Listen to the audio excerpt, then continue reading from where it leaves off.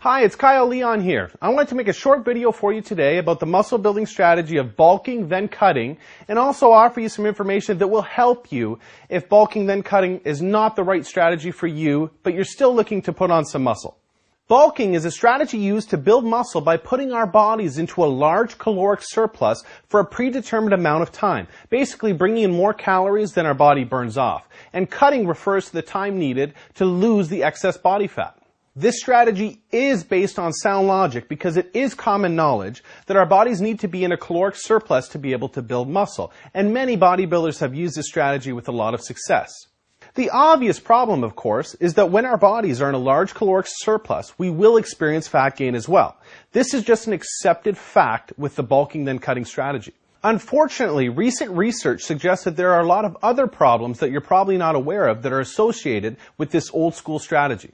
One big, less known about problem is fat cell hyperplasia. This is when our bodies are forced to create more fat cells because of all of the excess calories coming in that our bodies can't use towards muscle growth.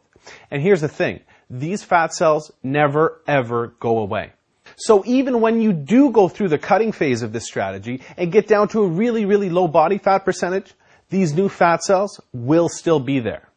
Having more fat cells makes it easier for us to store fat for the rest of our lives when we mess up on our diet.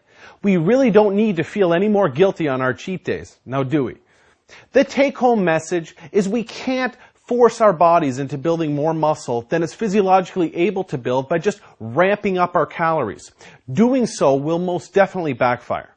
Other less known about problems with the traditional bulking approach include things like liver strain, pancreatic strain, increased cholesterol, increased blood pressure, fluid retention, aka puffy moon face look, thyroid problems, insulin resistance, and the list goes on.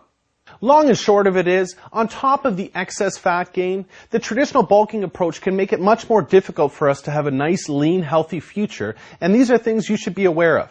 The good news is, with recent advancements in nutrition, there are alternatives to the traditional bulking approach that can be just as effective at building muscle, but without the fat and the other health problems that are associated with the traditional bulk approach. To put it very simply, the solution to the traditional bulking approach comes down to giving your body what it needs, when it can use it, and not giving your body extra fuel when it can't use it. Now that is a lot easier said than done because there are so many variables that determine what those exact needs are because all of us are different. That's why the best pro bodybuilders, fitness models, fitness competitors actually go out and hire professional nutrition coaches to tailor the programs to them.